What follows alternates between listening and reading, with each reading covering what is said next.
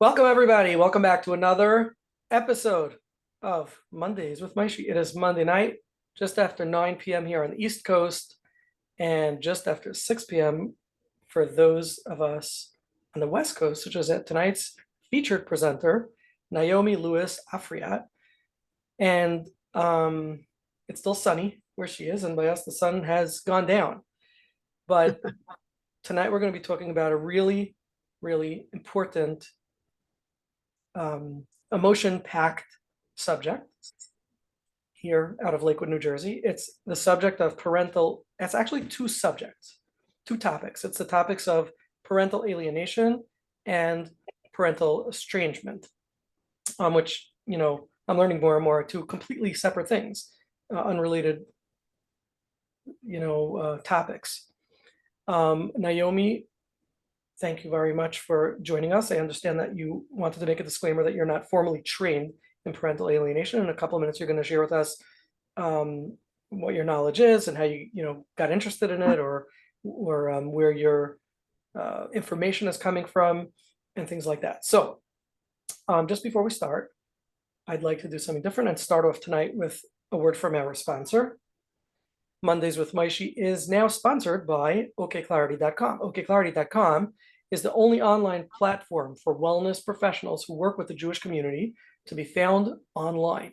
Their innovative directory allows users to search for therapists, psychiatric medication providers, coaches, and nutritionists for free. I am proud to have my very own OK Clarity website where potential clients can find me or simply learn about all that I do. As a therapist, you know how we despise marketing ourselves. Therapists, businessmen, not the same thing. Enter OK Clarity, who does this for you in a professional and classy manner with actual results. When you are ready to invest in your online presence to increase your exposure or your client base, reach out to them to see if you qualify to join. They have a very high quality assurance standards and vet every single professional in their onboarding process. Also, by the way, I don't always mention this, but if you do have WhatsApp, OK Clarity has an amazing WhatsApp status or groups with thousands of obsessed followers. Yes, I am one of them, admittedly, in my spare time. Their WhatsApp is a free way to improve your mental health, find some great content to share with your clients, and they post great humor, so you'll laugh too. If you have WhatsApp, shoot them a message at 917-426-1495. That's 917-426-1495. So that's for OK Clarity.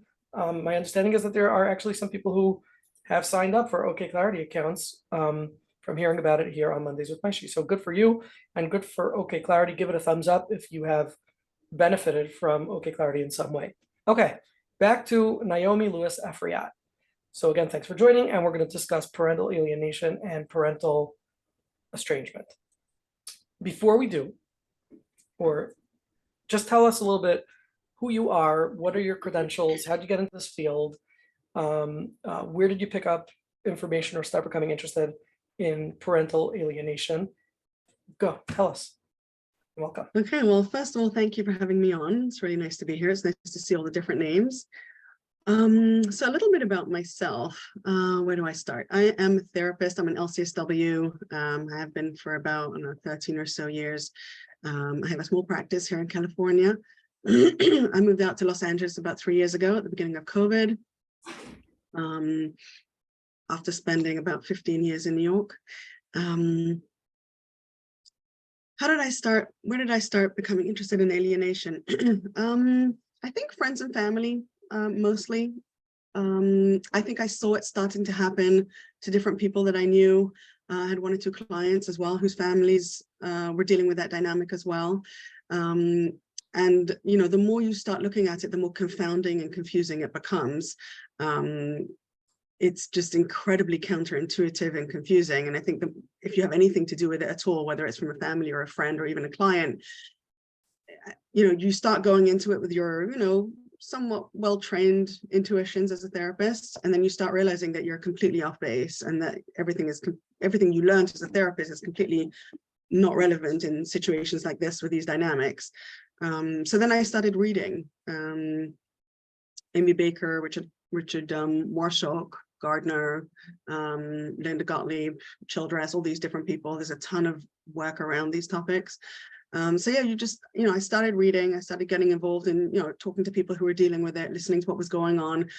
And then as you start really kind of delving into it and listening to the stories, you start hearing the patterns that are the same, and all the stories have very similar patterns of the way things kind of unfold, and you start seeing it and you're going, oh my gosh, this is a real thing. And then you start realizing it's not just one situation that is, oh my gosh, that's a crazy situation, but then you hear another story that's also a crazy situation that has so many similarities, and you're like, oh, wait a minute.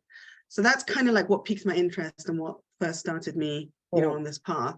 I do want to reiterate, just like you said a few minutes ago, this is not my main area of specialty as a therapist. Everything I've read here is more just kind of like personal interest, and somewhat also interest to help clients. I don't do parental alienation work with them. It's more kind of like just to kind of understand where they're coming from or what happened to them, things like that. So I just do want to throw that out there for everyone, to know that I'm not officially an expert or trained in the area. Okay, well, that's really important. And I do want to reiterate what I said earlier, that this show tonight is for mental health professionals. We would consider doing another show for non-mental health professionals, perhaps people in the living in the parental alienation world.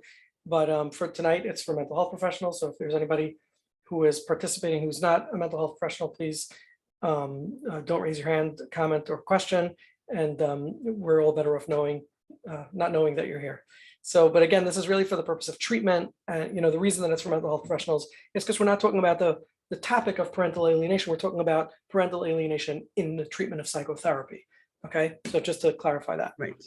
Okay. Right. Yeah, and that's one of the reasons that I came on, that I wanted to do this with you, is because one of the things I was seeing was that, well-meaning therapists find themselves entangled in these cases. Yes. And using their intuition and clinical judgment, find themselves making mistakes and not really understanding what they're doing wrong, or sometimes even knowing that they're doing anything wrong. Okay. And that's why I think this kind of discussion is so important. Yes, agreed. And we're going to get into some of that a little bit soon. What I first wanted to do is I wanted to ask you, can you just differentiate or distinguish the terms alienation and estrangement? Because my understanding is that many of us, or many people, I should say, use the term alienation inappropriately.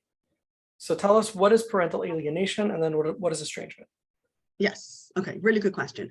So let's just jump into that. So estrangement is when I pull away from you. If I'm the parent and I pull away from you, right? So let's say we have, a mommy and a daddy and a little kid, and, they get divorced, and mommy decides to go off and live in, I don't know, Wyoming or something, right? So she has now estranged herself from the family, right? Then when she wants to reconnect to the family, then she and the children find themselves estranged from each other because they are strangers, right? Because she pulled herself back. Now, it doesn't have to be as an extreme of a situation. She doesn't have to have moved, halfway across the country. She could also have kind of maybe limited contact, or maybe, so my point is that it's usually the parent pulling away, as opposed to a parent and a child pushing a parent away. Okay. That's the difference between estrangement and alienation. Alienation. I just imagine that estrangement would be if a child pulls away from a parent too.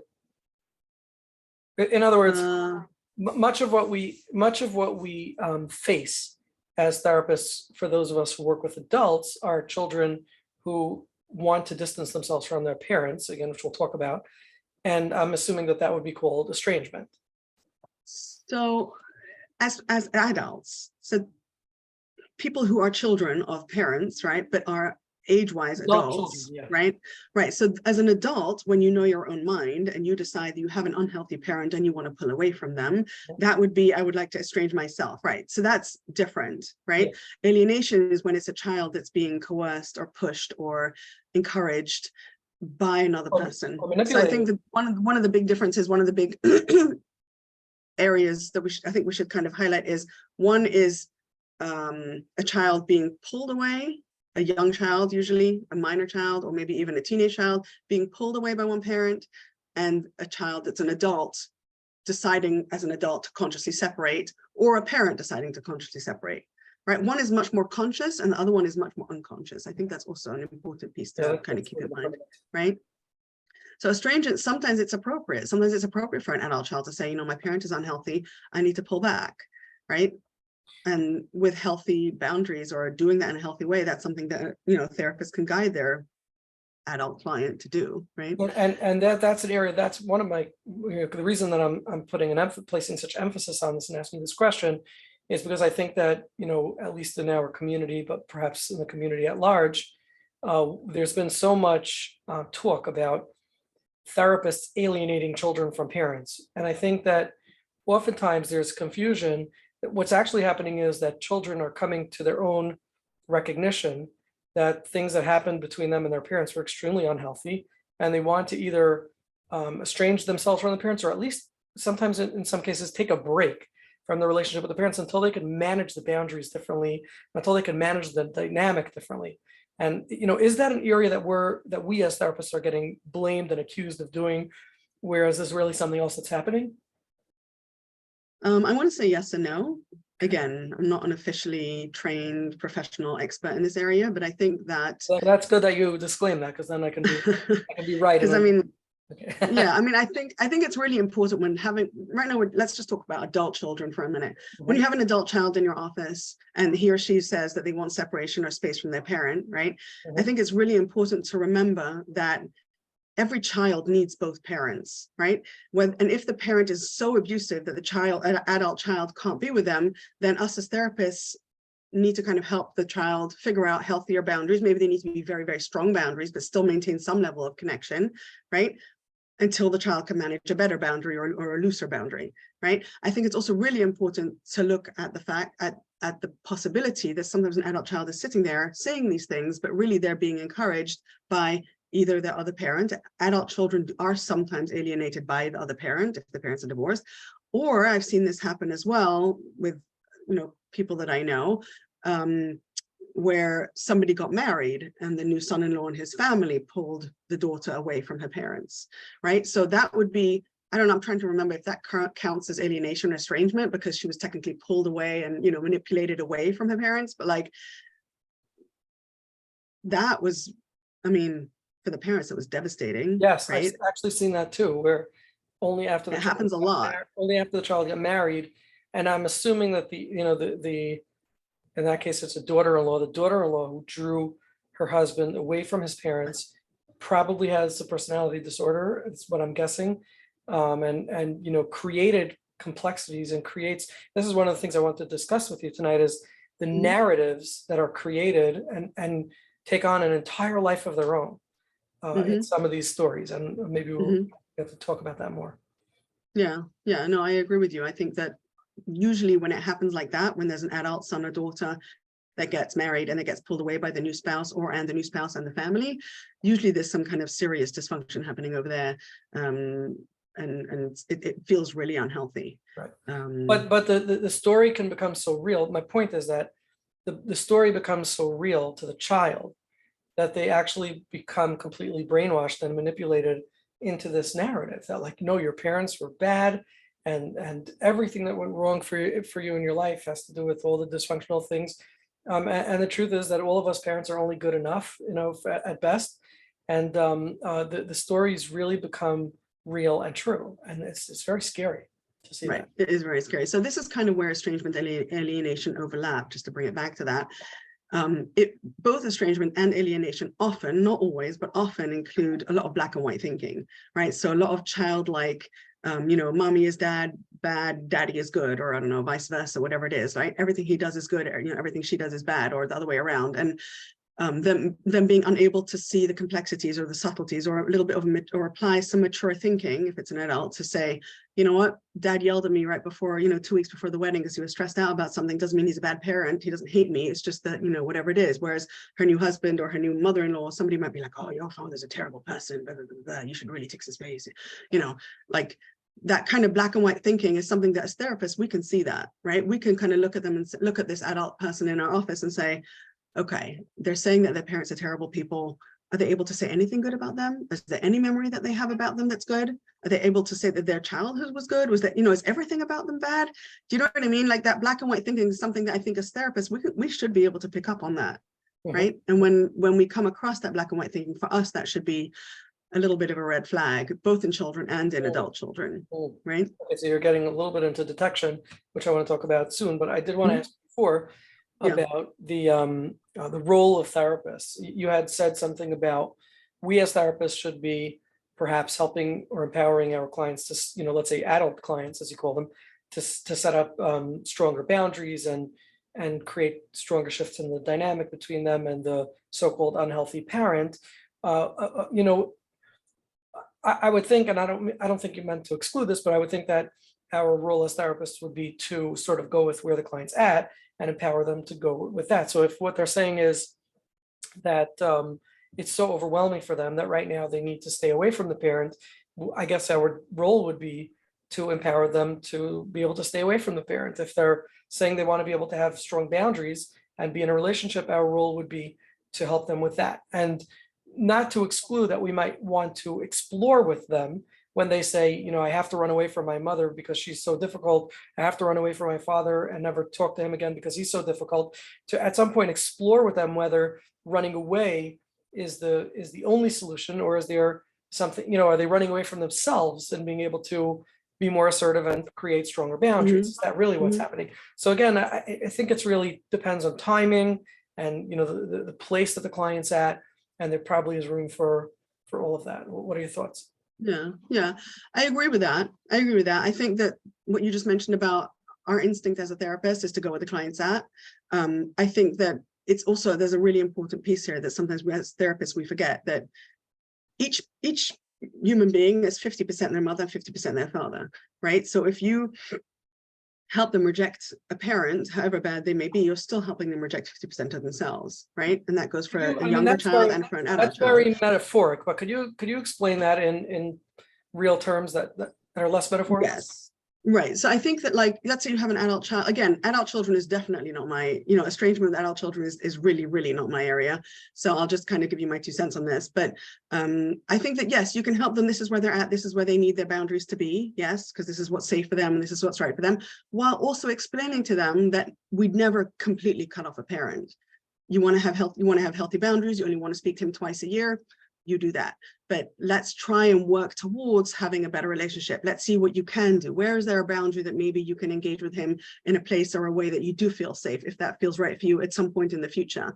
But I think also explaining to everyone that I really, really do believe that it's never a good thing to completely cut off from a parent. It's not healthy, or a family member, frankly, to never ever speak to them again. To me, that feels like cutting off a limb.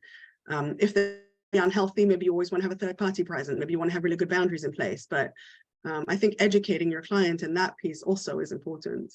So, I mean, would you say that with somebody who's hurt the client so badly, where there was severe sexual abuse, severe physical abuse, would you say that they must face, face the No, perpetrator? no, I think that if there's severe sexual abuse, then I think you could probably say not. I think it's pretty safe to say not. Physical abuse probably as well. Okay. Okay. Yeah, I think those would preclude this conversation. Yeah. Okay. Let's talk a little bit about what you started doing before. Let's talk about detection. So let's go to the world of alienation and children. So alienation you described as a sort of when a child is sort of manipulated or coerced to start to believe that the other parent is bad, or to start to stay away and refrain from the other child.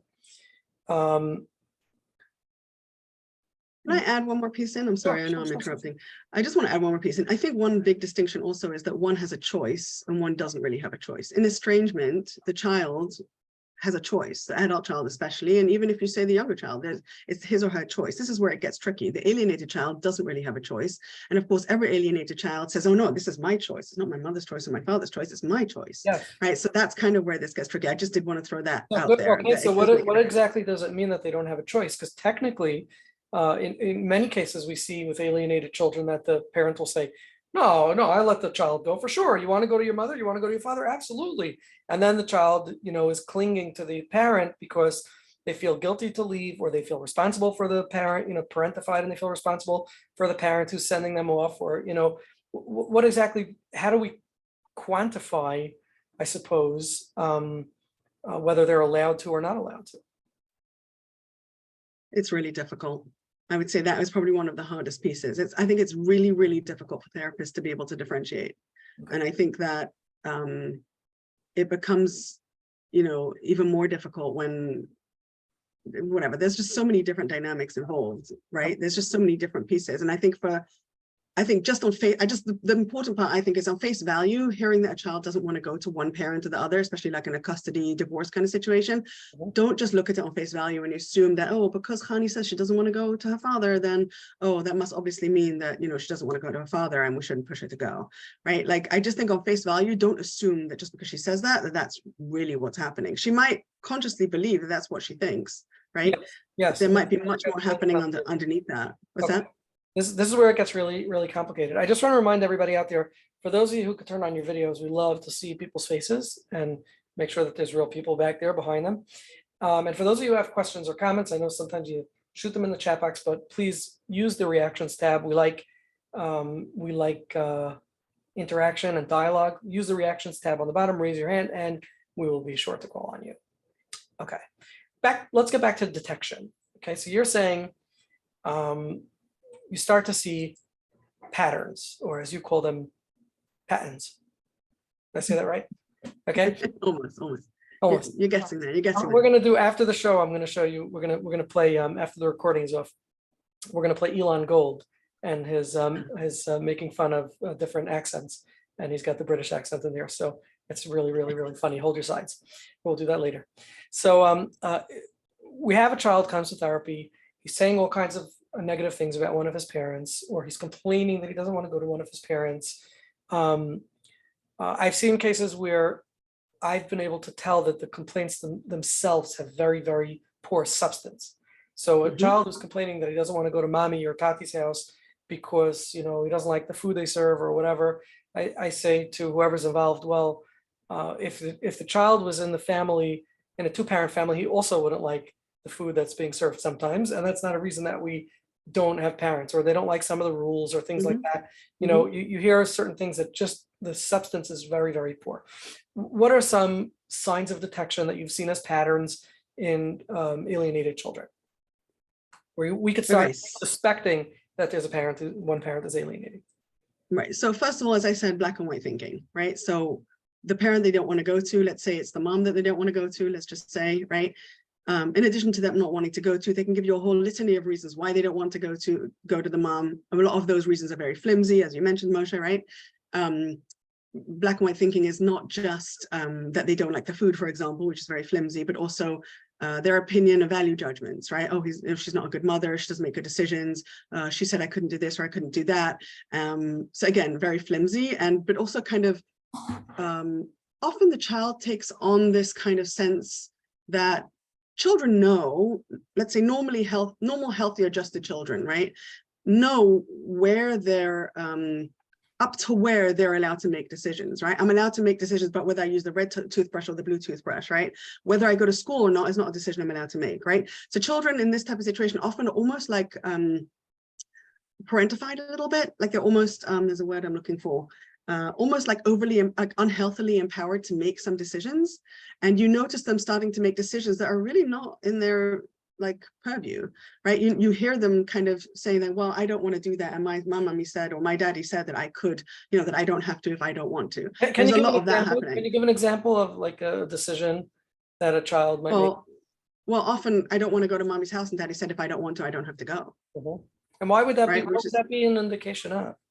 You mean why is a child deciding whether they want to or not want to? Here's a 10-year-old kid. Mom and dad should be telling you this is what you're doing. They shouldn't have that. Why is he quoting daddy as having said that I don't have to go? First of all, why is daddy saying that? Second of all, why does little Moshe or Chaim or Khani, whatever the kid's name is, quoting it with such authority, like, oh, well, I don't have to go because, my daddy said I don't have to. Like, I'm allowed to make the decision. Do you know what I mean? There's a kind of like empowerment and confidence that's almost kind of seems funny. Children often will start saying things and they sound almost a little bit precocious. You know what I mean? Like the children that we're seeing all of a sudden start saying things that sound a little bit almost too adult for them, or start using phrases that like, really, did he or she really come up with that on their own? That doesn't really make any sense. Oh, I want my day in court, or, oh, I want to be able to, what was the huh? Oh, or so-and-so is a bad driver, or I don't know, I've heard like different, like, did it really occur to them on their own to say that mom is a bad driver? I don't think like as little kids, it doesn't really occur to them who's a bad driver and who's not. Do you know what I mean? Like things that most kids don't even think about, doesn't occur to them. And all of a sudden they're coming out of these little children's mouths and you're like, where did you get that from? Oh no, nobody told me. Nobody told me. I came up with it on my own. Right. Yeah, no. And You know what I I mean? That it takes on a quality a little bit, and you start hearing things that somebody else must have so said. you're saying first signs of detection are the child sort of disparaging the other parent, right? And using either terminologies, phrases that seem unnatural for a child that age, unless they picked it up or heard it somewhere else, right? And Right. or parent or children feeling empowered to make big decisions that should impact, that the parents really should be making, and that should impact their well-being or their Right. Mhm. Or if a parent says, oh, their house isn't safe. There's the safety thing is a big one. We need to get into that.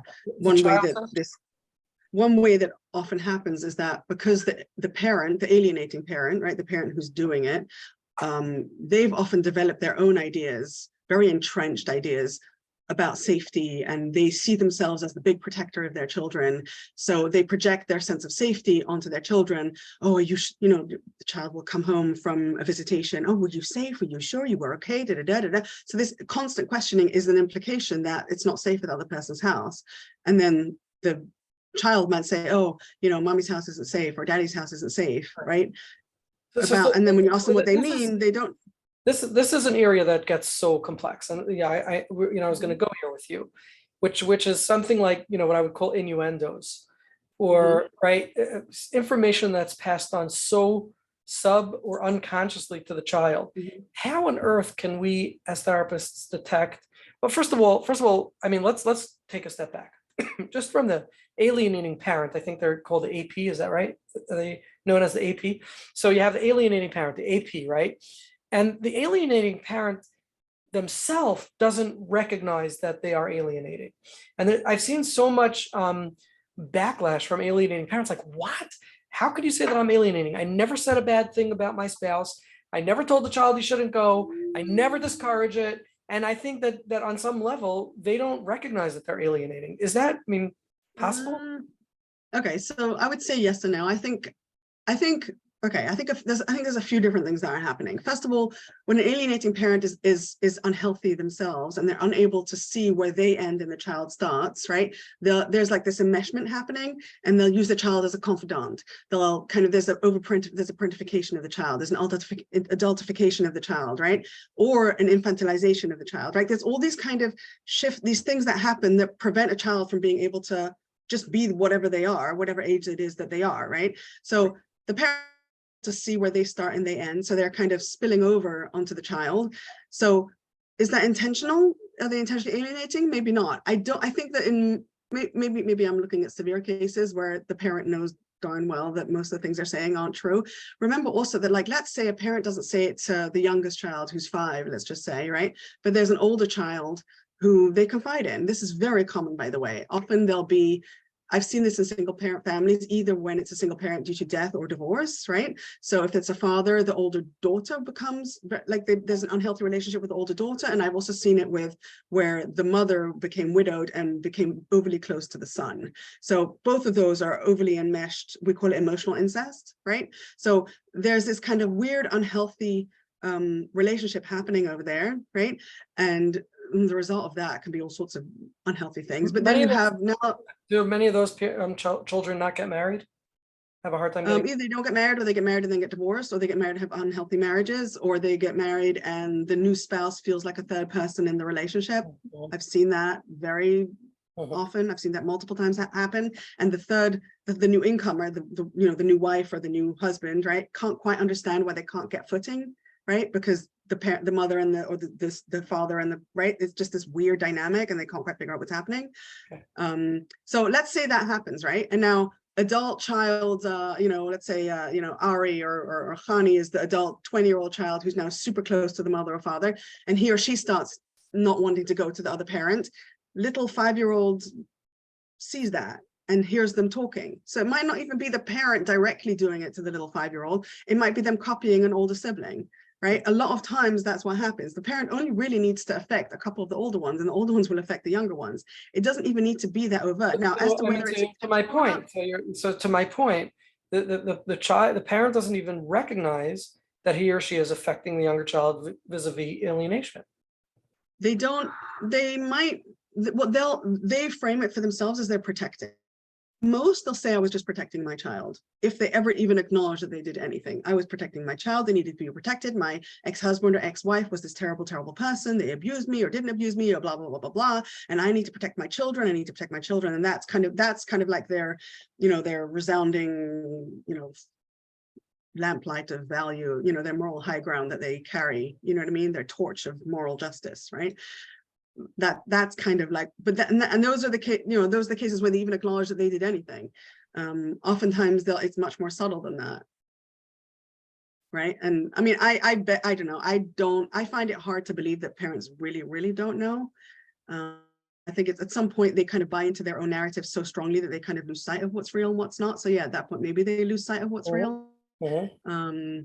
But I think there's also a certain entrenched view that they have, and this is kind of spoken about in the literature and in the research, where they have this entrenched view, and I've actually heard a parent say, I've heard somebody say to a parent, is there anything that could, that might cause you to change your mind about your ex-spouse? Even if we did investigated it, whether something really happened or didn't. No, absolutely not. It definitely happened. Nothing's going to make me change my mind. Like in their view, they need, do you know what I mean? Like it happened and that's it. You know what I mean?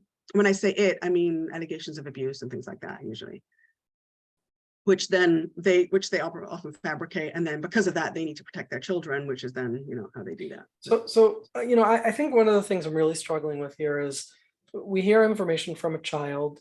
It's often difficult to detect the veracity of the information, especially when it's nuanced, especially when we know that, let's just say the mother is a rager or a yeller, but the child is perhaps blowing up the story in their mind because of the AP.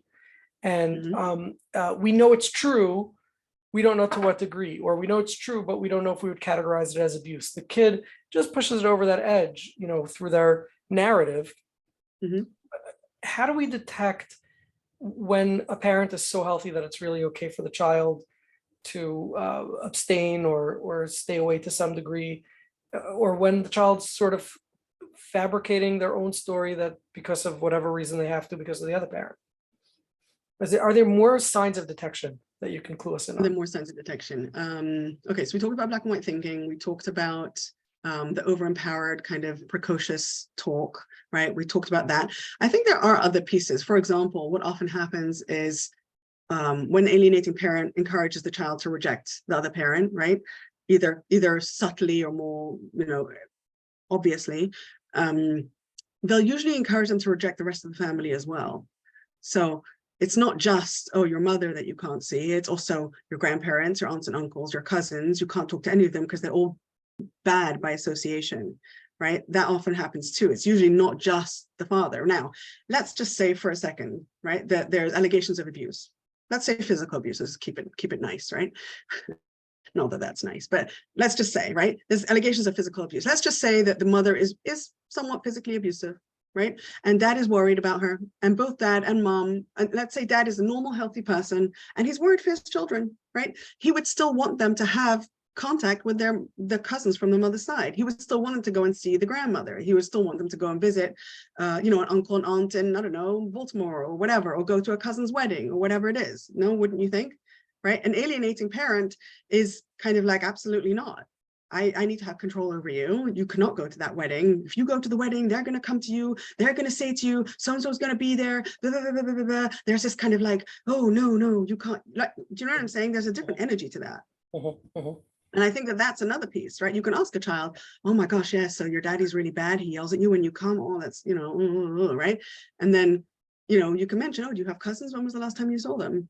Oh, I haven't seen them in 5 years. Oh, really? Why is that? Oh, my mommy doesn't want me to doesn't want me to see the cousins. Right? Oh, really? Why not? Like, really, your 5-year-old cousin did something to you? Do you know what I mean? Like, I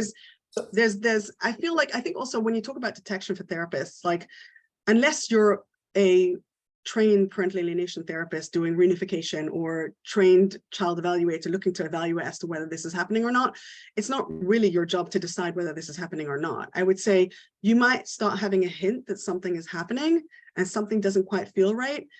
And you might start kind of saying, okay, hold on 1 second, something doesn't quite look right. Let me be careful which stories I encourage. Let me be careful as to how I listen, which stories I validate, because I'm not sure that they're completely true. Let me be careful as to what stories I give a platform to, because, you know, the child might be saying that this is happening and I don't want to negate that because this is their truth, right? But be really careful what you do. Do you know what I mean? I think like we all kind of want to kind of be the judge and be the police and be the ones who, right? But maybe let's just, if we're not sure, and most of the time you're not going to be sure because it's really, really hard to know, right? Off on making that judgment, at least out loud. In your head, you can into a conclusion, but maybe don't say the judgment out loud. And as I would say also, oftentimes a parent, the alienating parent, will come to a therapist and say, oh, you know, she told me this and this happened. You know, can you write a letter that, you know, saying that, can we have your notes, or can you write a letter saying that this and this happened? Be really, really, really careful with that. This is my caution to all therapists. Be really, really, really careful with that, because a mother or a father that's pushing that because they want a letter, they want something in writing, I guarantee you they're planning on going to court and using that. And you may or may not get called or subpoenaed to appear in court to kind of, you know, confirm what you wrote. But even if you don't, they are definitely planning on using that if you put that in writing and give it to them, right? There's a reason why we have confidentiality, and there's a reason why you don't release your records unless they're subpoenaed by the court, right? So I think that, like, just to go back and to finish off the topic of detection, because you were talking about that, we do want to be able to detect it, right? And I think a lot of this, once you get more informed and once you read up on it a little bit more, I suggest that everyone read. Amy Baker has some great books. They're not so difficult to read. Start reading up on them and you'll start hearing some of the patterns. And as you start doing that, you'll start recognizing them. And again, you might not have a definite knowledge, this is definitely happening, but you might start, something doesn't seem right. Oh, that mother always seems so busy telling me how terrible the dad is, or that dad is always busy putting down the mom. Like, do you know what I mean? Like, well, that's a good point. Is that if we, you know, I've been in these kinds of cases where I've gotten to meet with the mother and the father separately with the child or whatever. But is that if you hear one parent constantly degrading or putting down the other parent, can we fairly assume that that's happening at home too? In other words, is a parent who's just like, it's always on the tip of his tongue or her tongue to degrade the other one and put it down, could we assume that that's what's going on at home and the children are hearing that, getting wind of that? Yes and no. It's so tricky. This is so tricky and so counterintuitive. It's intuitive to assume that yes, right? Let's imagine for a second that dad is the alienating parent, right? He's encouraging kids, you know, not to go to mom. He's encouraging kids to say bad things about mom. He's discouraging them to go, you know, family weddings, blah, blah, blah, blah, blah, right? And now you have a meeting with mom, and mom comes in. Now, remember, let's just look for a second what life looks like for mom. Mom, until, I don't know, 10 years ago, or 5 years ago, or 2 years ago, had a normal intact family, or maybe there was difficulties. She gets divorced, and now all of a sudden her children are rejecting her. It's incredibly painful for mom, right? It's incredibly triggering for mom. Mom is now constantly having to defend herself and show everyone, I'm a good parent. I'm a good parent. I'm not a bad parent, right? So she needs to, oftentimes what that will sound like is, you know, dad, he tells the children that they can do this, this, and this. Do you realize what he's doing? She might come and say that to you, sounding like she's putting down dad. And really what she's trying to do is defend her position. Overwhelmed and traumatized. Right. It's honestly, it's trauma for parents, targeted parents is completely traumatizing. And it's right. So they might show up as angry in your office. They might show up as very angry. They might show up as very defensive. They might show up as almost kind of like attacking you because they think that you're on their side, on the other, right? They might like realize that might come from a place of being rejected by your children is terrifying, and even more so if there's, you know, accusations in the legal department happening too. It's really scary. Right. So I'm saying, on the one hand, yes, it's, you know, you could assume that, but on the flip side, keep an open mind, because it might be, do you know what I mean? I would say, if both parents are doing it, one probably is alienating, you know what I mean? But Naomi, I don't know if you'll know the answer to this question, but I often try to console parents when their children are being alienated from them. And I say to them, today your child is 10 or 12 or 10 and 12 and 14 and 8. And they're being alienated and there's nothing really in your hands that you can do, which again, maybe we could talk about, the implications of abuse and alienation. What I want you to understand is that there's going to be a time where your 8-year-old is going to be 18 and 28 and 38. And at that point, what's likely to happen is, and again, I don't know this, that's why I'm asking you if you know this, is that your child will turn around and say, wait a minute, who is the normal parent? Who is the crazy parent? And suddenly the tables will turn. So as painful as it is in the short term, in the short haul, where you cannot be witness or be involved in raising your child because of circumstances, a time will come where they're going to turn around and recognize that you were really the loving and caring parent. Is there any truth to that, or is it just empty hot air consolation? I will say there is some truth to that, but it's not always. I have seen situations where it happens, not always, but often when the children, okay, again, not always, but often, I'm just going to repeat that, not always, but often when children get married, a new person comes into the dynamic and sees the way, like I know someone who got married to someone who had nothing to do with one parent, and the new spouse said, hold on one second, like that's your mother or that's your father, like, you know what I mean? Like, what did he or she do that's so terrible? And the person couldn't really tell them. And then they realized, like, hold on one second, maybe you should start reaching out, maybe just a text for good Shabbos, maybe just, you know what I mean? Like it obviously wasn't a case where, the parent had done some crazy kind of abuse or anything. The child, the adult child, the newly married adult child themselves couldn't really articulate what it was. They just don't have a relationship with that parent. Do you know what I mean? So I would say it does happen. I have also seen young adults come into my office that were clearly alienated. And when I tried to kind of gently point it out, they couldn't hear it. And I think, when they get married, maybe they will, maybe not. So I would say, yes, it happens sometimes. And sometimes it doesn't. And it's incredibly sad. But I would say that the advice is good advice, because advice that I always give to parents who are being alienated, targeted parents, is always take the high road, always be the parent that that you were proud that you were. Don't give the children more fodder to hold against you, right? First of all, and also, like, yes, continue trying. If somebody's going to hold it against you that you reached out to your children, let them hold that against you. You know what I mean? Like, always try to be the healthier parent, because at the end of the day, your child does need you. And if they do ever decide to turn around and come back to you, that's what will bring them back. So I agree with you that yes, it is something you can and maybe should say to parents to encourage them, because it's very difficult to hold on to your anger when you're in that position. I just don't want a lawsuit in 20 years from now that you said my kid's going to come back and they're not here. Yeah, well, us good therapists, we always preempt everything. I'm not promising you anything. I'm just saying that maybe one day, you know what I mean? And sometimes in family, that happens that one child comes back and the other one doesn't, or that two come back and the other ones don't. Like, it's not. It also depends on the gender of the children, the gender of the parent, like do you know what I mean? The different dynamics. There's a lot that goes in there. Naomi, my understanding is that parental alienation is a form of child abuse. I find this to be very, very tricky, because let's suppose it is legally considered child abuse. The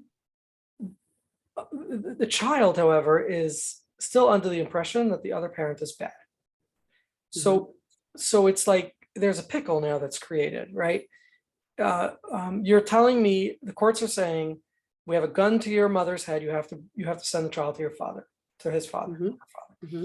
And the child is saying, help, get me out of here. I don't want to be by the father. They're abusive, blah, blah, blah, blah, blah, right? So we have resistance from the child that complicates matters.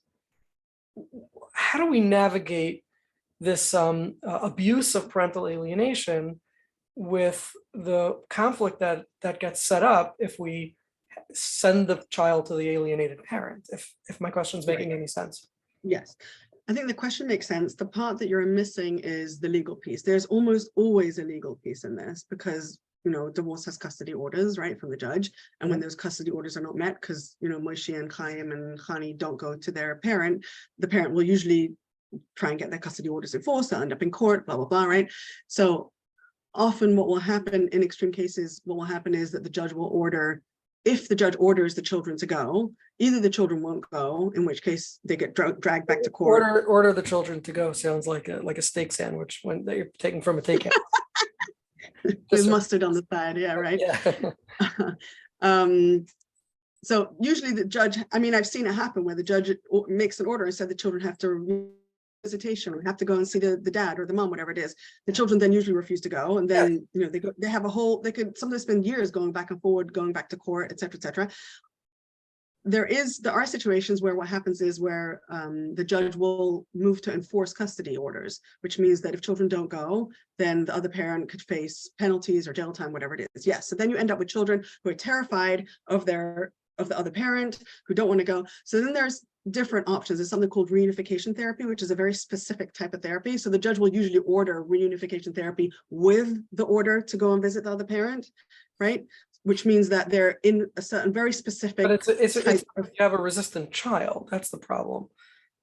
So usually they're not going to just be from one day to the next be sent to dad or mom's house if they are busy hating dad or mom, right? They're going to be sent to reunification therapy first, right? Which means that they're sitting there with a therapist, they're talking about it gently, they introduce mom or dad back into the conversation. Maybe they have it out with them during sessions, stuff happens. So I would just want to say we therapists, and I'm assuming that most of the therapists on this forum today, including myself, are not trained in this dynamic. So we shouldn't be doing this anyway, because this is incredibly tricky. I wouldn't touch this with a 10-foot pole unless I was trained. I mean, at least like for a long time, I'd be terrified to touch this, right? So I would say that yes, it does happen that those orders are given, but judges usually give those orders along with supportive therapy, reunification therapy. There are also things called these special reunification programs where they tell children to kind of like, it's like imagine like a Shavaton or a hotel where they have trained therapists who work with the family, and they have like a whole program to kind of, you know what, it's actually funny, they use the same strategies as people who have been in cults when they need to like deprogram them, right? The brainwashing that happens when you're in a cult, and there's specific protocols that they use to deprogram, right? Those are the same protocols they use when they unalienate children from alienated parents. Interesting. So they have these kind of programs, and judges have been known to order them. So they'll order them and go down there with the alienated parent, and then spend, I don't know, a few days, whatever it is, and then afterwards, you know, they come home, hopefully things have simmered down somewhat, and then they'll usually continue with reunification therapy, et cetera, et cetera. I would also venture to say, just to throw out there, so you know this, that often if a judge orders, if there is a very strongly alienated child with two parents that, right, one parent really is pulling them away, right? It's very common to see a judge order that the child spend time with the targeted parent who they supposedly hate, and then have no contact with the alienating parent who was favored up until now for a certain period of time, to kind of redress that balance a little bit, right? Does that make sense to you? Because the words you're saying do, but the concept, I guess, is hard for me to grasp, because that's right. Kind of like our support system. Okay, but it's hard. So that's why you make sure that they have the therapy in place, et cetera, et cetera. So it's actually interesting, because I was actually, just before we came on, I was reading about like attachment theory. Until recently, attachment theorists were saying that for a child, you know, they've detached, whether intentionally or unintentionally, whether coerced or uncoerced, they've detached from one parent. So now up until pretty recently, attachment theorists said that it's unhealthy to detach a child from their favored parent, right? And send them to the unfavored parent who they now are detached from, because that's going to that's attachment wise, that's unhealthy, right? Now they're saying that the favored parent is the unhealthy parent, because they're keeping them they're so attached. The attachment is so unhealthy that they're going to prevent them from going out into the world and becoming healthy functional adults, right? They're letting them go, sending them to the parent from which they were up until now detached, right? Yes, there'll be a period of adjustment, and yes, it's going to be difficult, but they will readjust. They had a healthy relationship with them up until they were alienated. They will adjust, and they will have a healthy. That's a really, really important point, because I know, you know, in a case I was involved in recently, one of the things that I had to keep reiterating to some of the involved parties is that it's okay if the kid will go to their parent that they haven't seen in a long time and have a tantrum. there's adjustments that are going to have to happen. It's okay that the parent remarried. There's adjustments that are going to happen. Yes, they're going to come in and they're going to be resentful towards the new spouse and awkward and all that stuff, and that's fine. That would happen if they got a new car, and if, well, I don't know if they got a new car, if they got an old car, right? Or if they got No, some new school. adjustments, Right. people have to adjust, and your kids will have to learn how to adjust and have to adjust also. And that could be addressed in therapy. It could be addressed between the parent and the child in the therapy room. But for those things to be obstacles that prevent progress or forward moving, attachment to happen, really is criminal. It just shouldn't be that way. Right. So I think you're 100% right. I think in those situations, the parent is then kind of making it into such a big deal that, God forbid, the poor child should have to deal with that. Exactly. If you're a good parent, then you support the other parents getting remarried, and you say to them, yes, and maybe it's going to be hard, and we can talk about it when you process. come home. That's right. And you process it. Right. And did you have a good time? And and you didn't like what so-and-so, you don't like what your mommy's new husband did. So maybe let's talk about it. How can you talk to him about it? What can you say? Blah, blah, blah. Like, you encourage them to interact, because at the end of the day, if they have a third healthy parent in their life, wouldn't that be better for your children? Right. Like, And also like you want to assist your children in flexibility, in negotiating the world. And it's just another opportunity for skills that, okay, but so many parents are so threatened by the step parent. Okay, that's a whole 100%. They're feeling so threatened. And Naomi, before the show, you told me you had wanted to share a video.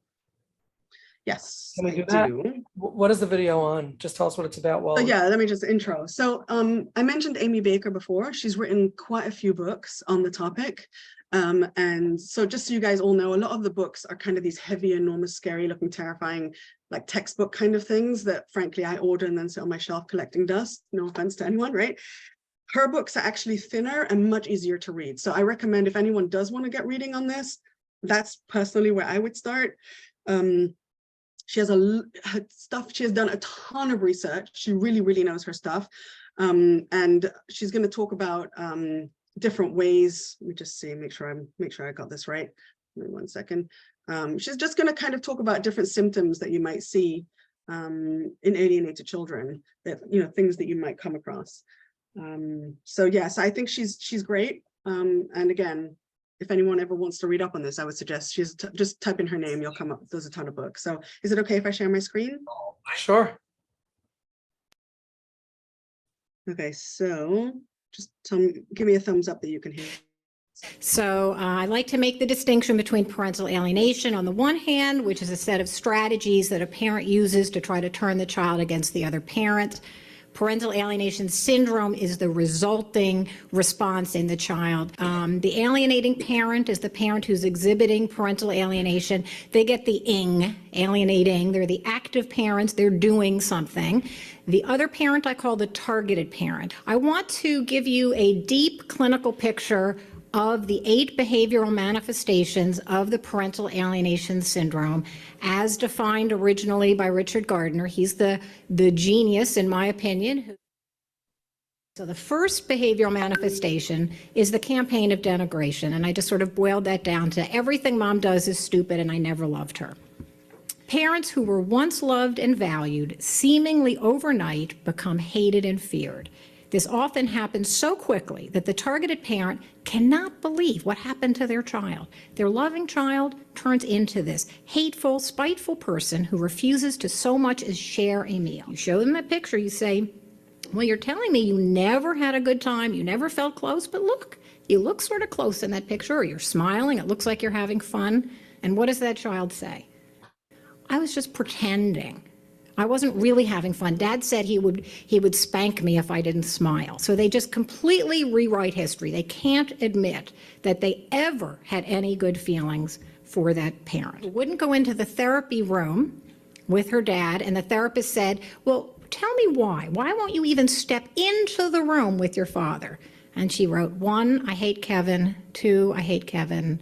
3, I hate Kevin. 4, I hate Kevin. So it's just this absolute, utter hatred towards this parent, who, and you notice she doesn't call him dad, right?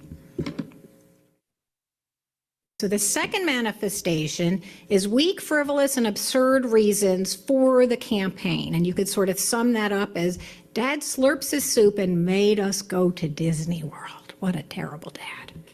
Or you won't even see your mother once a month, or Mother's Day, you won't even go out for lunch. Why?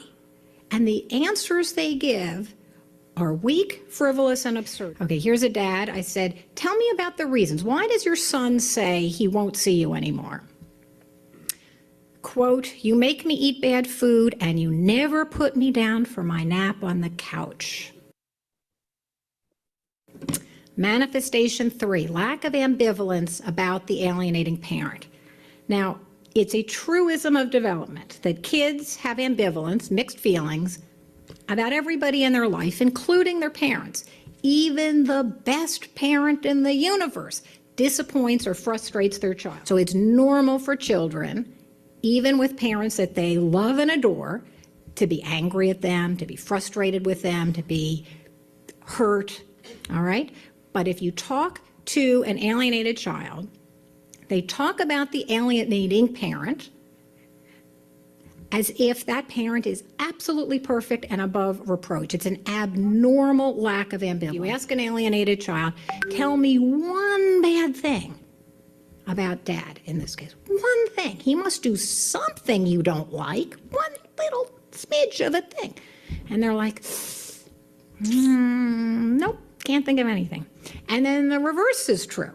If one parent is all good, the other one is all bad.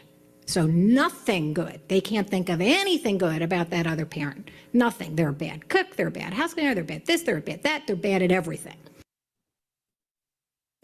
Okay, manifestation 4, the independent thinker phenomenon, and notice this is in quotes, big quotation marks. This is where the child will profess and go overboard to make the point that they are not being influenced by the other parent. So these kids will say, Mom, Dad had nothing to do with this, but I don't want to see you anymore. So they know in advance that you're going to say that the other parent had something to do with it. And these kids often use the phrase free will. I have free will.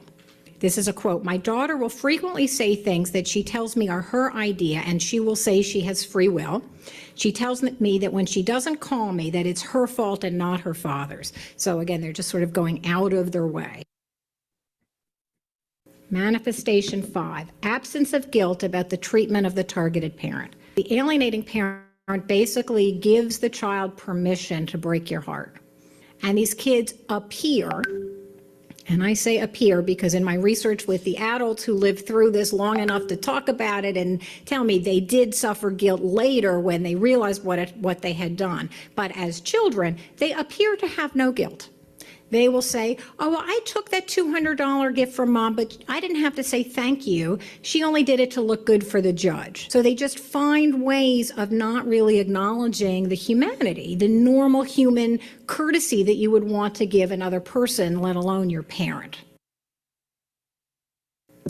Manifestation 6, reflexive support, automatic support. There's about a million ways that alienating parents and targeted parents can disagree and argue over things, right? There's all this gray area in court orders, there's all this wiggle room, and in every case, the child will side with the alienating parent, no matter how absurd that parent's claim is. Manifestation 7, presence of borrowed scenarios. So alienated children often make accusations toward the targeted parent that utilize phrases and ideas adopted wholesale from the alienating parent. And one clue that a scenario is borrowed is the child's use of language and ideas that he or she clearly doesn't understand. The mom literally wrote out a script for her, like a little play, a little monologue. And when the dad would come to visit, because the mom didn't let the dad take the child out of the house, so all contact had to be under her eye. And before the visit, the mom would rehearse with the daughter the little play, And then the dad would come visit and the girl would read this script with all these borrowed scenarios in it. And it always ended with, "You're a horrible father and I hate you." And then she'd run out of the room screaming and crying. And of course, the dad didn't know. To him, his kid was upset with him. But in fact, she was just going through these, this borrowed scenario, this script. And the final manifestation is rejection of the targeted parent extends to his or her entire friends and family. It's like they have cooties or something, right? So formerly beloved aunts and uncles and grandparents and cousins, people that this child had a loving, close relationship with for years, are all of a sudden, cut off. That's it. They're out. And these kids will miss once in a lifetime anniversaries, weddings, funerals. They, cold-heartedly, completely cut off that side of the family. And that's, the tribal warfare aspect of this, where it's like the families are seen as two warring camps, and the kid won't have anything to do with that other camp.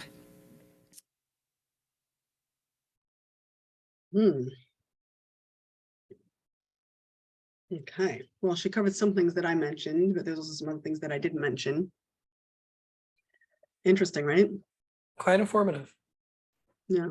It's funny because I've actually seen some of those things happening, especially the one where the child kind of cold-heartedly dismisses anything that the father does or the mother does, or kind of like dismisses their humanity. I think that's the words she used, right? I had a client once who told me, I think this is kind of like what tipped me off that something funny was going on there. Well, my mom says, why, your dad should pay for it. So I said, oh, well, why should your dad pay for it? So she said, well, because, he's got tons of money, so why shouldn't he pay for it? So I said, oh, okay. And this continued. And then at some point, the client said something like, oh yeah, my dad gave me money. I was like, oh, wow, did you thank him? She's like, no, he just owes me the money. Like, why should I thank him for it? And I said, but he just gave you money. Like, you're 20 something years old. He doesn't have to give it to you. And it was like, almost like a light bulb going off in her head. Like, that's not really a nice way to behave. Like, it hadn't even occurred to her because her mother had so put it into her that like, this is how we treat dad. And your dad is a piece of, a four-lettered word. And yeah, this is what he's good for. Go ask dad. Yeah, you should get him for money because this is how we treat him. This is just the way it is. Like, nothing wrong with that. Naomi, like, that's what she taught. do you know the number? What's the percentage in divorce families? What is is there a percentage of parental alienation that you know of? I can't confidently give you a number, but I'd venture to say that it's high. Yeah, too high. Because so many divorces are messy and contentious. It feels almost impossible to not be happening in many cases because there's a narrative in the divorced parent's mind that the other one is bad. And so how can they not influence? It almost feels like difficult or impossible that they're not going to influence the child unless they're really grounded. I think that, look, not everyone who gets divorced has, I think there's a lot of people who get divorced just because there's, differences that they can't overcome and both sides try to be really healthy, and there's plenty of those around. I think there are also divorces where at least one or maybe both parties are not the healthiest. Right. And when you are not the healthiest, to use it lightly, right, then you're not able to kind of realize where where your feelings end and the child's feelings start. And you're not able to say, okay, this is trauma, this is what happened with me and, my spouse. But, my child shouldn't have to deal with that. It is very, very counterintuitive, I think, sometimes for a parent to say, I know that I'm upset with daddy. It doesn't mean you have to be upset with daddy, or, you know what I mean? Like, yes, mommy and daddy don't live together, but, you're still going to go visit daddy. He's still a really good daddy, or mommy is still going to love you. And do you know what I mean? To keep reiterating that. And I think often, to be fair, a lot of divorces do start out with that and they do try. But I think as time goes on, I think things happen. I think also that often this is created for custody. There's other ulterior motives sometimes that one side or another, accusations get lobbied in order to kind of gain custody, which is a very shortcut way to, to getting custody, to getting more child support, to getting the moral high ground. And I think that happens a lot. And there's kind of like almost like an underground, network of people who kind of share the strategies of how with each other in different places. Do the courts themselves pick up on parental alienation, or do they just leave everything to the expert? or do they pick up? Some they do, some they don't, and it depends on the judge, I think. Some judges are trained, some judges are not. I think I heard recently about a judge in New York, actually, who was dealing with a frum couple, or from couple that wasn't a couple anymore, a frum set of parents, I say, where the father was accused of sexual abuse of one of the children. And the judge got so frustrated, and he blurted out something along the lines of, you know, what's with all these religious men, these Jewish guys, they're good guys up until they got divorced. No sexual abuse, no abuse of any type, no domestic violence. They don't even cheat, you know, they don't even, you know, they barely even have any driving tickets. Okay, maybe not that part, but like, what's with that? What's with all these great guys all of a sudden becoming these terrible people overnight, all becoming child molesters overnight? What's with that? And then the judge kind of stopped and looked at the people and said, if I hear one more of these type of cases that follows the same pattern, I'm going to start putting people in jail for false allegations. Like this judge was kind of just having enough of it. So, I mean, I'm hoping the judges start seeing and start, like, you know, acting on it more and start realizing that this is happening. But some courts see it more and some courts see it less. I do want to just throw another piece in there about CPS. CPS is often, getting CPS involved is often a shortcut way for an alienating parent to kind of solidify and bolster their claims and get court to do the dirty work for them. CPS often are not trained, often almost never trained in this, and often have their own agenda as well. It's a great tactic. Parents are calling, they have speed dial, you know, against terrible. The other parent. I know of parents who've called, you know, more than 10 or 20 times over the course of a year or two. Like, I mean, can I throw out an example of the way a parent manipulated a therapist? Sure. Just because I just think it's an interesting. You think that therapists could be manipulated? Oh yeah. Okay. Of course, we all become therapists because we're bleeding hearts and we all care about our people. Of course we can be manipulated. One of the reasons why schooling is so important is because we get taught boundaries, right? One of the things about boundaries is to help prevent us not get manipulated to a certain extent. Tell us the right? story. To not get too involved. Tell us the story. Tell us the story. Tell us the story. Okay, so we have, I just want to make sure I kind of, you know, change things for all parties, but let's say we have Khani, who's 12 years old. Let me just make sure I get this straight. Khani's dad is really difficult. Khani's dad is very pushy. Khani's dad is you know, really trying to get more custody of the children and kind of hate you know, Khani's mom. Khani's having a hard time in school. She's on the verge of dropping out. She's hanging around with boys. She's doing all sorts of things, whatever it is. The parents agree. Khani's in therapy. Wonderful. Now, the dad feels that he wants Khani's therapist to kind of align with him a little bit more because he feels that Khani's therapist isn't really getting Khani to listen to him more, which is what he wants, of course, right? I feel like I'm butchering the story because I'm trying so hard to keep all the pieces straight. Anyway, Khani and dad show up in therapy, and dad says, you know, and they're sitting there and they're sharing and blah, blah, blah. And dad turns to Khani and says, you know, that thing that happened last week with mom, you're going to have to tell the therapist about that. Yeah. And Khani turns to dad and says, what are you talking about? Dad says, I know you don't want to tell the therapist, but remember when you told me that your mom hit you last week? And you remember that mark she left on your shoulder? I mean, I know we can't see it anymore, but you have to tell the therapist. And Khani's like, Dad, what are you talking about? That never happened. And dad puts his arm on Khani's shoulder and says, I know you really don't want to talk about it. And I know you feel bad for mom, but we do have to tell the therapist about it. And then after this goes back and forth a bunch of times, at some point, dad looks at the therapist, look, Khani doesn't want to tell you, but, you know, mom has been hitting her pretty often and, you know, blah, blah, blah, blah, blah. And now the therapist, you know, okay, now the session's over and, you know, the therapist is just shocked because, oh my gosh, right? They leave the session. And now what does the therapist have to do? CPS. Therapist is mandated to report it, so they have to call CPS now, right? So the father now very cleverly manipulated the therapist into calling, right? Which is actually really clever if you think about it, right?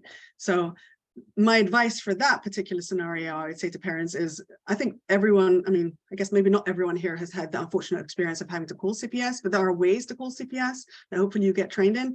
And there are ways to call CPS in which you can say to them, I don't think this is right. Something feels off. I think the parent is pushing an agenda, but I need to call in that this is what happened in my session. And then you make sure to write down the name and number of the person you spoke to and exactly what they said. You can call in such a way and make very clear that you don't think that this is really a thing if that's how you feel. But just be aware this kind of thing happens. Yeah, right? it can be used against you.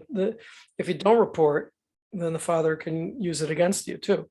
So Oh, it's he'll very totally use it tricky. against you. I've seen that. I've seen another parent where something happened and a different parent joined a child in session, and the therapist was smart. She made very sure to tell the parent, this is not your session. You don't have confidentiality. Everything that you and I discussed prior, you know what I mean? Everything that you and I discussed prior to this session, I'm allowed to say, it's not private. I'm going to be able to say that to your child. Yes, no problem, no problem. The therapist in session said something to the child that the parent didn't like. The parent called the board, the local state board, and reported the therapist's license. Right? Now, I don't think she lost her license, right? Yeah, Because for whatever it's worth. Naomi, right? But yeah. I know we're running tight on time, and there was another thing that we want to talk about. I see we have a question also, but we wanted to bring up the idea of loyalty, the loyalty bind. Can you tell us a little bit about what that means and what's so important about knowing? Yeah. So the loyalty bind, I just want to explain what that is for people who might not know. Basically, children feel loyal to both parents, right? Which means in a normal situation, if little Javi goes to visit her friend's house and she hears her friend's mother say something bad about her parents, either parent, she's going to be upset because they're her parents and she identifies with her parents, right? In a situation like this, where mom is pulling children away from dad, or dad is pulling children away from mom, the child now has to choose which one he feels loyal to, right? So this creates a lot of stress for the child. It's very hard for a child it's hard for a child to reject a parent. Most children, normal healthy children, don't reject a parent. We've all seen children where they're actually maybe even being abused by the parent, emotionally, physically, whatever it is, and they still are not able to reject their parent, right? So for a child to really come out and reject the parent, it has to be a really strong sense of alienation. But getting to that place creates an enormous amount of stress on the child. It creates anxiety, it creates depression, it creates suicidal thoughts, it creates cutting. The level of just imagine for a minute, let's say you're 8 years old, or you're 10 years old, or you're 12 years old, and now your mom is pushing you to hate your dad, or your dad is pushing you to hate your mom. It's that sense of pressure. Like, you might get a child in your office that is so terrified of everything and everyone because they're so afraid of what they could say and what they can't say because they don't know what they're allowed to say or not. Yeah, I just want people to be aware of the fear in the child and the pressure that it creates. It's really terrifying for them, because also remember that the loyalty bind is backed up with the alienating parent will sometimes punish or threaten punishment if the children don't fall in line and parrot their story. Sometimes there's a scapegoat where one child gets kicked out or pushed away if they don't follow the party line, right? So then the other children make sure to fall in line very quickly. So it's really, really scary for them. And remember, the loyalty bind also is created by the parent becoming the protector. I just want to protect you. I had a client in my office once who said to me, oh, my father, he was always looking to protect us. He protected us. My mother's crazy. And for years, he protected me. He protected me. He protected me. And I'm like, protected you from what? Well, he was a terrible parent and da da da da da. But this story of he protected me, like that was created in order to kind of ease the loyalty bind, right? And to make it without easy for them to substance, be connected. very, very, Very much without substance, but also it gives the alienator a reason to pull them away.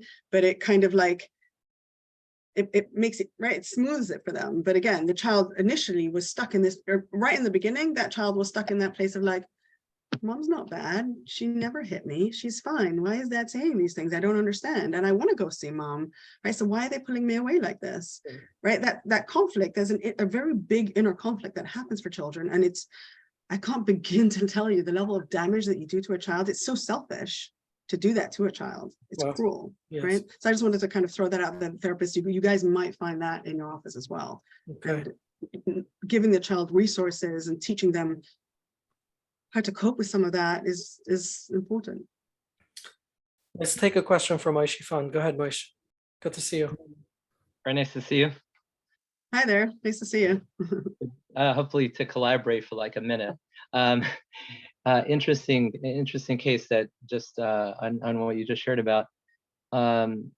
He's a man around 40 years old, and since his parents divorced as an adolescent, his mother portrayed his father as a toxic, terrible person. And then as he matured, he realized that he has the characteristics that his mother condemned about his father. And as he's developing into adulthood, he's realizing oh my gosh, everything that my mother was rejecting about my father, I am personifying that. And he started feeling like he's gonna have no place of importance in his mother's life. He had already rejected his father because he had already just subscribed to his mother's alienation. and then he's like a man without a country. And what was really bizarre was that he took on these very weird like identity crises that just made him totally foreign, as if he was an alien to this planet, essentially, almost. It's a great point. Wow. Yeah, that happens. I've heard of that happening. I remember that, just to kind of give you, I mean, maybe you have the perspective, but remember that the mother in that case, I don't want to say she hates all men, but she's projecting her hate of the father onto him. So she's creating a child who hates himself now, right? Remember what I said about each child is the product of two parents, 50% of each parent. You tell them that you hate their father, you're hating them, right? I don't know whether this child really does have the characteristics of his father, or maybe the mom is just pointing out that, oh, you're just like your father, you're just, right? Maybe she's kind of highlighting them in him and making him feel like he has them, and that's why he's seeing them in himself. You know what I mean? Like, and the mother also is hating on him because she sees his father in him, right? Which is also very common. It's heartbreaking, that kind of thing. The only thing I would say is that if he's alienated his father might be happy to hear from him if he's still alive. That's, I mean, I don't know if I don't, you know, that's just kind of like, I'm thinking out loud here, you know what I mean? Even though he's alienated himself from him, right? The father might be happy to hear from him.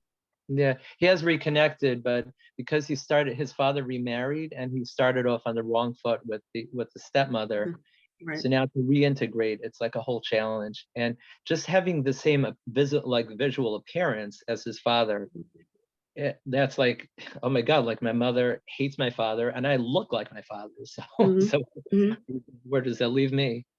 Yeah, I was actually going to say, often that happens. The son ends up growing up and looking like the father. Now the mother, who has whatever she has going on with the father, right? Maybe it's a real trauma, maybe it's an imagined trauma, I don't know, whatever it is, right? She's now looking at her son across the dinner table, right? Seeing her ex-husband, pretty much. Yeah, of course that's triggering to her, and of course she takes it out on him. I would only say that, like, if he really wants to reconnect with the father and things are complicated with the stepmother, maybe he could find a reunification therapist who can help them do that without the stepmother present until they're ready to reconnect with with the stepmother. Maybe, like, that's just so sad. It's, first of all, it just sounds heartbreaking, right? Just look for a second. Look what the alienating parent did. She basically ruined this kid's life, and I've seen that before. I've seen other situations where the alienating parent, oh, I'm the protector, but literally ruin kids' lives. I've seen kids like that not get married until very late, not get married at all, right? So I mean, the damage it's done is just like exponential. It's terrifying. But I would say there are therapists who can help a kid like that. Maybe the identity piece is deeper, and I know that you do a lot of really great EMDR work, Moshe. Like, that would be your place, right? But maybe a reunification therapist can help him and his father, like a family therapist. You know what I mean? Somebody who specializes in the reunification piece can do that without the stepmom present. She doesn't need to be there, at least for the beginning, right? Like, you know, he's still stuck very much in the enmeshment. So, well, he wants to move to the country where his father lives. His mother's like, no, you're not leaving the United States. And it's kind of putting him in this dilemma. Okay, so I'll have to move to Europe, because if I live in the United States, it means I'm aligning myself with my mother who alienated my father. If I move to where my father is, then so where do I have to go? I got to go to Europe. It sounds like a loyalty bind in a sense. Exactly. Okay, let's take a question from Ellie. Thank you, Maishi. A geographical loyalty bind. It's crazy. Yeah, good to see you, Maishi. Hi. Quick question. I have a client who is in his 20s, and his mother remarried when he was young, but he doesn't know. Wow. We're back online. Yeah, I mean, look at that, right? As an outsider, you looking at it, right? Which one of them, at least one of them, is the unhealthy parent, right? The mom, that just doesn't sound healthy, right? Like, I mean, you can identify that without me telling you, right? So yeah, I mean, I've seen that type of thing happening. I've heard people reject the family name and say things like, oh, you know, I don't ever want to hear anyone with that name, blah, blah, blah. I've heard that as well. I mean, if you're asking what to do in a situation like that, is that the question? I mean, I've been encouraging him. He's been very hesitant to bring it up with mom. Like, you know, again, I think that the assertiveness piece is missing in a lot of aspects of his life. And that's what I've been just encouraging him for himself. But yeah, I want to hear your thoughts on that. You know, I think it's interesting what you say about the assertiveness piece. I think especially in the dynamic where it's a single mother and a son, especially, there's a very big emasculating piece that happens, and a lack of assertiveness that happens, because the mom makes sure that the son falls into place and does whatever it is that she does. It's basically emotional incest. I mentioned that term before, right? So,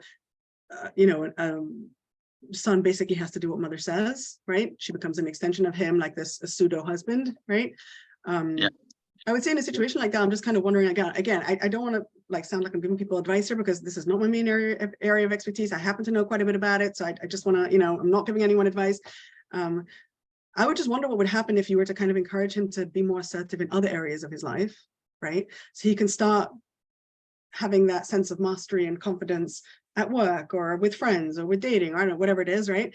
So that when he comes home, he starts seeing more and more how much he doesn't have that at home, and he can start realizing how much he needs to start separating, and then on his own start that separation process from her. I don't know how that would pan out, whether you've done that already. I don't know. I've been working with him on advocating for himself. His mother's been living on disability for like 20 years, and she told him it's running out. He's going to be the one who has to start like helping out, paying for everything. So again, I've been using, that, to help him see that he's not the only one in the family, and there's so many other people, and he's not the father and the husband in this relationship. Right, and he doesn't have to be. I mean, my other thought is that, so I think that's great that he's seeing that you're helping him see that.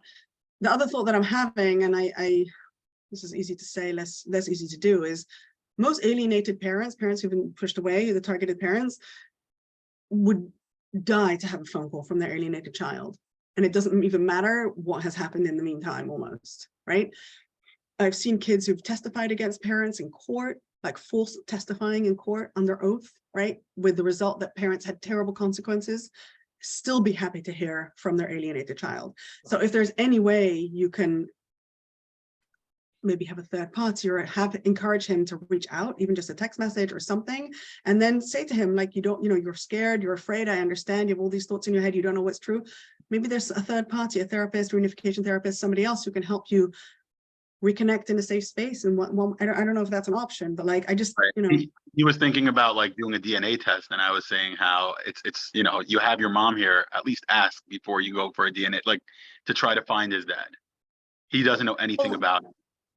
Hold on one second, wait a second. Is his father, does he know his father's name? No, nothing about him, not his first name, last name, nothing. Wow. And his father's name is not on the birth certificate? I didn't even think of that. I mean, I'm just thinking out loud here. And again, this is not my, you know what I mean? I'm just shooting the breeze here, but is it considered abuse if a mother won't tell a child the name of the father? I don't know if that's there's something wrong with that. That can't be okay. Yeah. I mean, I would say that if it is on the birth certificate, he can go request a birth certificate from his local county. It's not that difficult. Right. Right. No, I didn't think of that. That's a great thought. Right. There are local records, right? I mean, unless the parents were separated before the child was born, in which case the father, maybe she didn't put the father on the birth certificate. Right. I also think there are two pieces here, meaning one is definitely the finding out what his father's name is. The second is also confronting his mother, having that conversation and sitting down with her, meaning as opposed to going behind her back and trying to find out who his father is. I think sitting down and having that conversation is extremely helpful for him. Why? His assertiveness, his sense of standing up for what he wants, as opposed to just going around and getting it. He's living with her. I get that. Okay, so I'm gonna just throw something out there. Remember the whole safety spoke about how they're the mother, the alienating parent, in this case, the mother is the protector and blah, blah, blah, right? She has created a situation where he's completely dependent on her. Financially, probably somewhat, emotionally, completely, right? And probably in other ways too, right?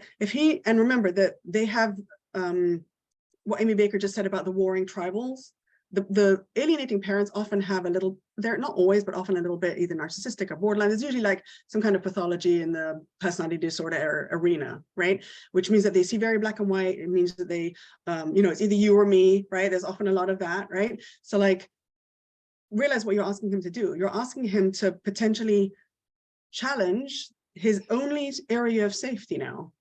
And these people don't do well to being challenged. They usually, if they feel like they're being challenged, they cut you off. So basically he's, I'm guessing, if you probably asked him, questions like, oh, what holds you back? That's okay, you're going.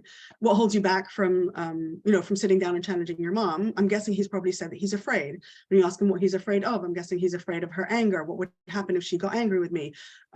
He's probably being afraid of being kicked out of the house or being cut off, or I don't know what, but those are very real fears. Those are, I've seen those things happen. The alienating parent, if they feel like you're not on board with them, they will cut you off.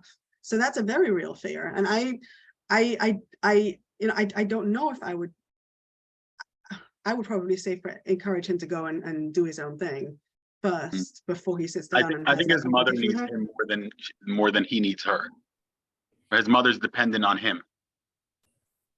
Because he's bringing money in and she doesn't have money. Is that right? Yes, she's unable to work. He's working. He does all the stuff around the house. She would be, I think, helpless without him, and I think that he can use that as, again, I think. I'm sure that she's guilted him as no Jewish mother, I'm assuming they're Jewish, as no mother can, right? To the point where he would feel so guilty abandoning her. And you need to walk through the possibility of him being willing to leave her, worst case scenario, right? And if he's not really, really, really, really willing to leave her and have a plan of where to go, then he can't afford to do that because emotionally it's just not safe for him. Right. So I would say, like, let him do some digging behind her back. Let him go do that. Let him go find out whatever he needs to find out. I get what you're saying about being assertive, but I wouldn't start with mom. Mom doesn't sound healthy, and mom is not going to take any kind of challenge.